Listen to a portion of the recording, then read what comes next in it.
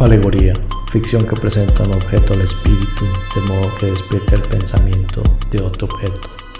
Obra o composición literaria o artística de sentido alegórico.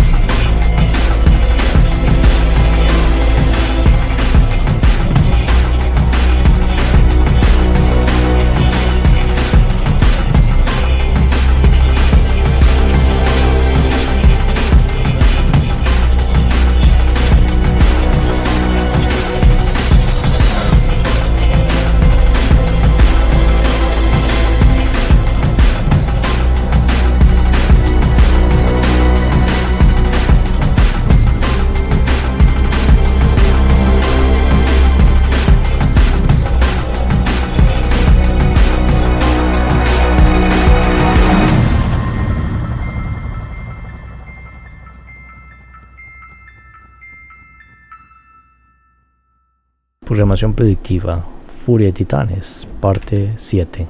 Hasta el momento hemos avanzado de la idea de que los hermanos Hades y Zeus eran los forjadores del universo material conocido. Bueno, en realidad eran los tres hermanos.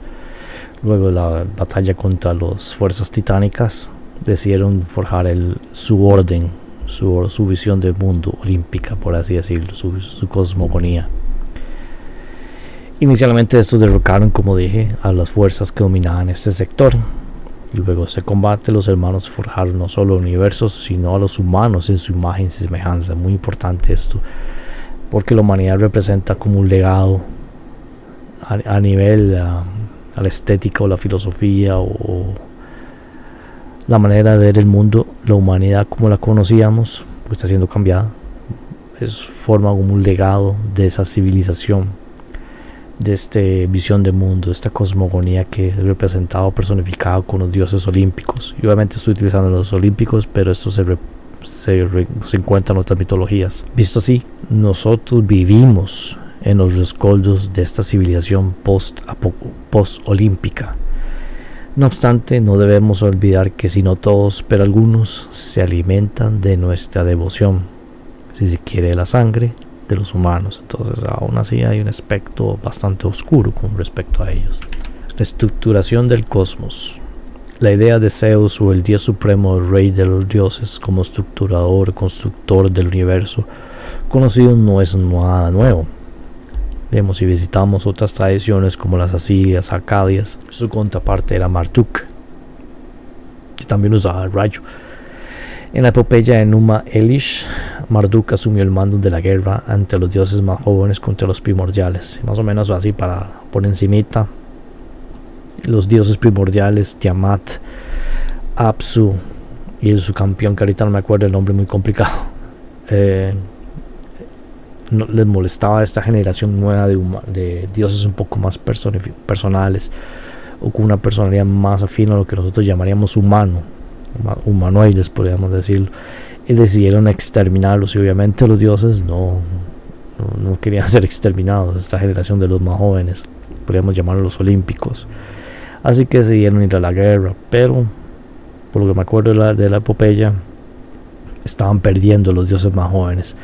Entonces Marduk se presentó ante el resto de los dioses y dije: nómbrenme su rey o su líder y yo lo llevaré a la victoria. Y de hecho lo consiguió, lo cumplió. Recordemos que Tiamat era la diosa de las aguas marinas o primordiales. La lanza o rayo fulminante de Marduk partió en dos a Tiamat, ganando la guerra. Luego, con su cuerpo, construyó parte de la tierra y el cielo. Y eso también lo vemos a veces en la mitología nórdica, con Wotan o Odin, que destruye o gana sobre los gigantes de hielo, sino Frost Giants, y con eso construye parte de lo que nosotros vemos físicamente. Entonces siempre ese tema de que los dioses más jóvenes, los olímpicos, los Tuatha-De-Danann, esta visión de mundo nueva, fue la guerra contra una visión anterior, que a veces está emparentado con el caos, la generación anterior, y con su propio cadáver, con los cadáveres luego la victoria, construyó el universo conocido. Vamos a ver un pequeño extracto. Dice: el Señor tomó un momento para descansar, y el Señor me refiero a Marduk. miró sobre su cadáver, entre comillas Tiamat. Él partió en dos el cuerpo del monstruo y hizo cosas maravillosas. Partiéndolo por la mitad, lo desolló a la mitad como un pescado. De una de las mitades lo levantó y hizo la bóveda a los cielos. En el mito griego, de nuevo, eran tres hermanos que se vieron en el universo conocido.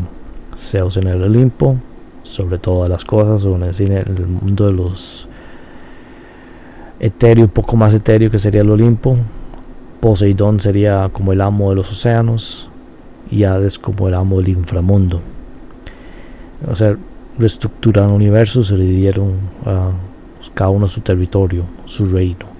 No obstante, en los ritos de la antigüedad había cierta dupla entre Zeus y Hades. A pesar de que eran tres hermanos, habían ciertos ritos o mitos que hablan de que ellos que eran contrapartes el uno del otro. Y como mencioné anteriormente, Zeus llevaba a los héroes a vivir en el Olimpo cuando estos morían. No obstante, nosotros los mortales, el resto de los mortales, al fin y al cabo teníamos que responderle a Hades luego de cruzar el río Estigia. Como dije, también se le llamaba el Zeus catónico o el Zeus infernal. En este filme, esta división del universo fue el punto de quiebre para Hades, muy importante. A Hades no le gustaba que le hubieran dado el inframundo, y él explica como: mientras todos los mortales te aman y te adoran, a mí me temen. El temor reverencial, mejor dicho. Nuestro texto parte del mismo supuesto. Por un lado, Zeus es un ser lejano allá en el reino etéreo, aparte del Olimpo. Por el otro, Hades es este ser más cercano pero temido. Y uno, cuando lee más o menos la mitología antigua, el pueblo lo tenía más cercano, lo llamaban de hecho Dispater. Dispater es el padre, o Displutón, el que provee riquezas. A pesar de que se le tenían dicho, usaban apelativos porque incluso le tenían tanto miedo de decir su nombre, con tal de no llamarlo en vano. Entonces era más cercano, mucho más respetado. Entonces es algo muy interesante. Y si lo vemos de esa manera, tenemos dos tronos que reinan el mundo material, el mundo olímpico, y paralelamente ambos pueden clamar la devoción o energía de los mortales. Ambos tienen derecho o acceso. Algo les permite clamar la devoción o energía de los mortales. En otros términos, tanto Zeus como Hades son considerados los artífices de la granja humana, si lo vemos así. De igual manera, la caída de Zeus y el regreso de Cronos indica la destrucción del universo conocido como lo describió Hefesto en este filme. Así pues, no es de extrañar que a ambos se los considere como demiurgos, porque ellos formaron la materialidad del mundo físico, el orden físico como lo conocemos ahora, los dos hermanos. Nuestro texto no nos presenta esta duplicidad de manera tan maniquea. A pesar de que Hades se alió con Cronos, algo que fue terrible, hacia el final del texto se conmovió ante el sacrificio de Zeus ante su hijo y los mortales. De hecho, recordemos que Zeus pasa a ser esta especie de redentor porque fue crucificado frente al Tártaro, y más tarde el mismo Hades de susurraría que lo perdonaba, que esa es la escena que vamos a ver a continuación. Brother, I do forgive you. Obviamente esto nos brinda una riqueza a los personajes, y de hecho tenemos dos buenos actores en el papel de Zeus y Hades. Entonces no es casualidad que tengamos personajes tan complejos y tan interesantes. Y además son bastante fieles con el material fuente, los mitos griegos. Es decir, los dioses eran personificaciones y comportamientos que veríamos en nosotros mismos, pero a una escala divina. Eran lujuriosos, eran envidiosos, eran empecinados en traer venganza. Por ejemplo, Odiseo ofendió a Poseidón y el cabrón lo mandó a perder por años sobre su reino. No soportaba los deslices de su esposo, entonces se castigaba a las amantes o a las violadas por Zeus. Y recordemos que esto al final, la idea, por lo menos a nivel exotérico superficial, es que funcionaba como moralejas para educarnos de lo que pueda llevar lo que es la tragedia o la comedia griega. Es que a veces estamos amarrados al destino que los dioses nos nos mandan. Y alguno un poco más estoico diría que a pesar de eso tenemos que comportarnos de manera bien, independientemente de lo que nos forja el destino, y tratar de ser algo mejor de lo que nos quieren traer el destino. Y así podemos ver que Hades funcionó como nuestro villano en ambos filmes, de hecho. No obstante, este no es del todo malo y puede aprender de sus errores y enmendarlos. Entonces ahí más o menos toca el arquetipo del pícaro divino. No es ni muy bueno ni muy malo. A veces ayuda, a veces meten aprietos al panteón. Entonces, eso fue lo que hizo al final, que le retornó parte de sus poderes a Zeus. Y luego, como vemos en este fotograma, está luchando contra Cronos y sus mismas fuerzas, que ahora más bien sirven a Cronos. Existe otro punto más interesante y esotérico en esta relación fraternal. Tal vez no lo vamos a ver tanto en el texto, sino lo vamos a entender como una especie de análisis más profundo, que tal vez se va a volver más relevante conforme avancemos en el análisis. Esto me acordé, hace unos meses estuve leyendo sobre el andrógino. Me encontré este libro muy interesante, y en esto uno descubre que en ciertos mitos, y especialmente la creación del cosmos, no iba de la mano con un solo dios, sino eran dos dioses, y a veces se presentaban como hermanos. En su libro Mefistófeles y el andrógino, lo escribió Mircea Eliade y lo tradujo el señor Cohen. Más o menos para introducir qué es lo que estoy refiriendo con esto del andrógino. Dice: es suficiente recordar el diálogo d'amore, el diálogo de amor. Leone Hebreo trató de conectar el mito de Platón del andrógino con la tradición bíblica de la caída, interpretada como la dicotomía del hombre primordial. Una doctrina diferente, igualmente centrada en una unión primordial del ser hombre, fue sostenida por Scott Erigena, que tomó inspiración de Máximo el Confesor. De acuerdo con Erigena, la división de los sexos formó parte del proceso cósmico. La división de las sustancias había empezado con Dios y luego continuó progresivamente tan extenso hasta la naturaleza del hombre, quien fue dividido en masculino y femenino. Es por eso que la reunión de las sustancias debe iniciar con el hombre y ser alcanzada una vez más en todos los planos para así llegar a Dios. Eso que está hablando es un poco de ingeniería social para algunas escuelas esotéricas, de que hay que moldear o reestructurar a la humanidad para llegar a ser de nuevo el dios andrógino perfecto o hermafrodita perfecto. Y debemos recordar de nuevo que el mito de Platón, él explica que la humanidad originalmente fue hecha de seres perfectos, con ambos sexos, pero un solo individuo. Eran perfectos y autocontenidos en sí mismo, y que Zeus, viéndolos como eran, los consideró una amenaza para su hegemonía y los separó con un rayo.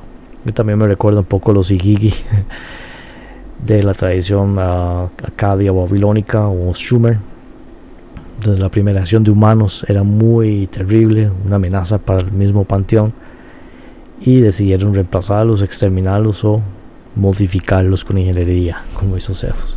Dos tronos. Así pues, los dos hermanos demiurgos o artífices del cosmos son más que solo hermanos por padre y madre. En algunas tradiciones ellos mismos son la división de un ser anterior. O sea, teníamos un ser andrógino original, con la progresión, la creación del cosmos, la multiplicidad de formas. Este ser se dividió en dos, que usualmente en la mitología o en las tradiciones se le llaman los hermanos originales, que al final terminaron dando forma al cosmos, algo como lo que hemos venido hablando con el panteón olímpico. Y algunos ven que esta división, más que una evolución o progresión, es una involución de un estado primigenio perfecto a uno donde hay más entropía y tal vez no tan perfecto.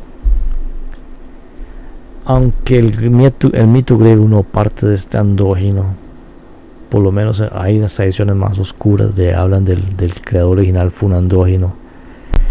A nivel de Zeus y Hades, estos no forman particularmente de esta dicotomía. Ambos eran hermanos, nacieron en momentos diferentes y su papá Cronos los devoró, exceptuando a Zeus, que lo cambiaron con una piedra. De hecho, el mito del andrógino divino se presentó más tarde con un hermafrodito, la unión entre Hermes y Afrodita. Y igualmente nuestros hermanos no son de todo enemigos, pero tampoco son siempre aliados. Literalmente se muestran como hermanas que se protegen y se quieren, pero existe siempre esa rivalidad entre ambos. Es decir, se atraen pero se repelen también. De hecho, esta dicotomía se mantiene también en otras mitologías. Es decir, ambos tronos reinan sobre lo que conocemos el mundo o el mundo material, el universo material. Es curioso porque cuando se estudia este mito del andrógino, en algunos casos los dos hermanos se hacen referencia a Cristo y Lucifer. De nuevo, Tracy Twyman en su libro Baphomet lo hace una comparación con Yahvé y Azazel. Ella explica el concepto de sacrificio en los ritos de los antiguos israelitas. Esto es porque el pago del pecado es la muerte. Y si la muerte, Hades, es identificado con la muerte del demiurgo, deberíamos notar que, así como el ritual de Yom Kippur y los anteriores sacrificios es el fin de toda carne, al diablo se le es dado lo que le corresponde, al mismo tiempo que las ofrendas a Dios. Ella mismo explica en su libro que en Yom Kippur a Jehová se le sacrificaba un carnero. No obstante, al mismo tiempo a Azazel se le queda como el regente de los caídos, o el líder de los Elohim, de los ángeles caídos, y más tarde pasaría a ser un demonio en la tradición judía. También se le daba rito, se le daba un carnero. Lo que hacían es que lo soltaban en las tierras inhóspitas o salvajes, o de vuelta a la naturaleza donde les decía que vivía Azazel. Entonces tenía tanto peso lo que tenía Azazel con lo que tenía Jehová, que a ambos se les brindaba su propio sacrificio.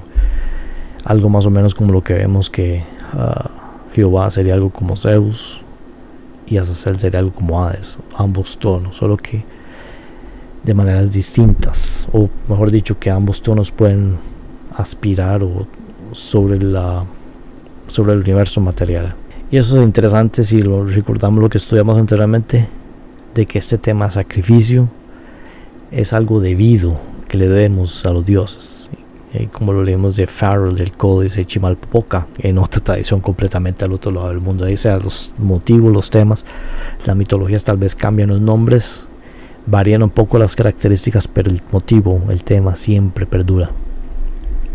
Más adelante, Twyman agrega: es nuestra sospecha que el concepto de gnosis atesorado por los templarios, los francmasones y muchos otros ocultistas es el entendimiento que tanto Dios como el diablo tuvieron algo que ver con la creación y sus hijos, la estirpe de Adán y la de la serpiente, respectivamente. Cada uno tenía derecho para clamar el señorío de la creación. Muy importante, como mencioné anteriormente. Hubo dos hermanos, por qué sé razón estuvieron involucrados ambos en la creación del universo conocido. En algunas tradiciones hablan de que fuera luego de la victoria sobre los gigantes, sobre los titanes, pero en algún momento ellos vieron: vamos a hacer el mundo a nuestra imagen y semejanza. E igualmente a los humanos los hicieron a su imagen y semejanza, pero ambos, el Zeus catónico, el Zeus infernal, como el Zeus olímpico, estuvieron involucrados, y de hecho ambos pueden clamar dominio sobre la creación material. Y eso podría decirnos cuál sería la estratagema de Hades, porque después de todo él también tenía derecho al dominio, de la misma manera que era Zeus, lo clamaba para sí mismo. Entonces es interesante tomar eso en cuenta. Bueno, nuestro mito no explica que Hades y Zeus o Poseidón eran resultado de la división de un andrógino divino. Como dije, al contrario, esto fue el resultado de Cronos y Rea. No hay nada místico con eso. Y luego, de hecho, el mito del andrógino fue introducido con el hermafrodito, o la versión de que hablaba Platón de la humanidad original, siendo hermafrodita y luego separado por el mismo Zeus. Sin embargo, este punto es el único punto donde tanto difiere de lo que hemos estado discutiendo, pero aún así se mantiene esa dicotomía y de hecho se comparten el resto de características. Ambos forjaron el mundo conocido, se dieron el mundo conocido, y ambos pueden clamar por el dominio sobre este mundo conocido, la materialidad, por así decirlo. Y esto se volverá relevante cuando empezamos a hablar sobre el mundo post-olímpico en futuras entregas. Tantos temas como personajes se tocan en puntos comunes. Como dije, no obstante, no son exactos. Más que todo depende o difiere en la interpretación de cada cultura, incluso de cada estudioso. Sin embargo, ambos hermanos, como dije, detentan el poder sobre las almas de los mortales. O sea, el botín es la materialidad, esto que conocemos como el mundo conocido. Y dentro de esta materialidad tenemos estos seres creados en su imagen y semejanza, del que se alimentan propiamente o les brinda su poder. Y como yo me he ido explicando, de que Hades, Zeus, Ares, el mismo Cronos, pueden ser personificaciones de cosmogonías, mentalidades, formas de ver el mundo. No obstante, los mitos siempre son bastante específicos, que a pesar de ser personificaciones, a sí mismos ellos eran físicos, podían interactuar con usted o conmigo. De hecho, Zeus siempre andaba dejando hijos semidioses por todo lado. Algo que no, tal vez no entré en detalles, pero como menciona Twyman anteriormente, hay una estirpe de ambos, la estirpe de Adán y la estirpe de la serpiente. O sea, una descendencia de semidioses o seres mitad Dios, mitad ser humano, que pueden detentar también el dominio sobre esta materialidad. Entonces podemos decir que a pesar de que hay diferencias y todo, hay puntos comunes, y podemos empezar a hacer comparaciones entre, digamos, el Jehová del Antiguo Testamento y Azazel. Y aún podríamos ir más adelante y comparar a Zeus con Marduk, o incluso el mismo Enlil, porque ambos viven, uno es el rayo, el dios del rayo, y Enlil, que vive en los aires. Y Hades incluso con Enki o Ea. En nuestra siguiente entrega ahondaremos más en estos detalles. Muchas gracias. Today, a young man on acid realized that all matter is merely energy condensed to a slow vibration, that we are all one consciousness experiencing itself subjectively. There is no such thing as death. Life is only a dream, and we are the imagination of ourselves.